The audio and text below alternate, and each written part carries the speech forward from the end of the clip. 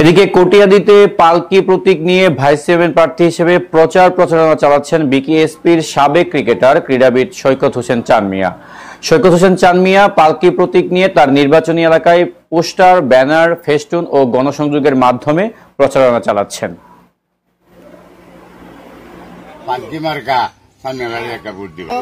আমাদের দেশের ছেলে এই কাবাডি খেলোয়াড়, আমরা 10 ইউনিয়নের একটা প্রতিনিধি ভাইস চেয়ারম্যান, আশা করি পাস করবো। তাকে আসলে একটা করে ভোট দিব এবং আমরা 5-7টা ইউনিয়নে তার গণজোয়ারের অবতীর্ণ হয়েছে, সকলেই আমরা ভোট দিব, দিয়ে তারা জয়যুক্ত করবো। হবে যদি সে প্রতিবন্ধী হয়ে থাকে, তবে সে একজন কাবাডি খেলোয়াড়, এই হিসাবে তাকে সকলেই চিনে।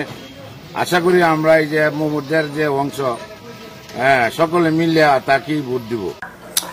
শ্রম আইন অনুযায়ী সড়ক পরিবহন শ্রমিকদের নিয়োগপত্র প্রদান, প্রশাসন